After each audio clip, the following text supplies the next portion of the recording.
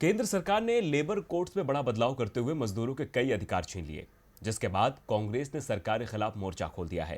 कांग्रेस के पूर्व अध्यक्ष राहुल गांधी और पार्टी की महासचिव प्रियंका गांधी वाड्रा ने एक के बाद एक ट्वीट करके सरकार को चेताने की कोशिश की है। संसद का मानसून सत्र तो 18 दिन की जगह 10 दिन में ही समाप्त कर दिया गया, लेकिन इस बीच कई सारे बिल पारित किए गए, जिसकी वजह से देश भर में हंगामा देखने को मिल रहा है।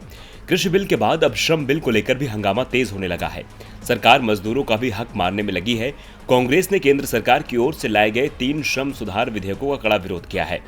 संसद ने बुधवार को तीनों विधेयकों को मंजूरी दे दी थी, जिससे साफ है कि अब कंपनियों को बंद करने की बाधाएं खत्म होंगी। नए प्रावधानों के तहत अधिकतम 300 कर्मचारियों वाली कंपनी को सरकार की इजाजत के बिना कर्मचारियों को निकालने की अनुमति होगी। कांग्रेस सांसद राहुल गांधी ने इसे किसानों के बाद मजदूरों पर वार बताया है। वहीं प्रियंका गांधी ने कहा कि बीजेपी सरकार ने अत्याचार आसान कर दिया है।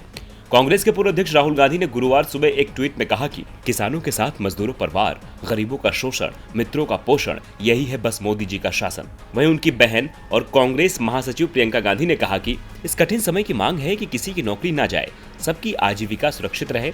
भाजपा सरकार की प्राथमिकता देखिए।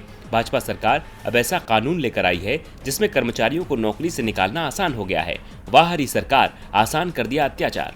राज्यसभा में बुधवार को ध्वनिमत से औद्योगिक संबंध, सामाजिक सुरक्षा और व्यावसायिक सुरक्षा पर शेष 3 श्रम संहिताओं को पारित किया गया। इस दौरान 8 सांसदों के निष्कासन के विरोध में कांग्रेस, वामपंथी और कुछ अन्य विपक्षी दलों ने राज्यसभा की कार्यवाही का बहिष्कार किया।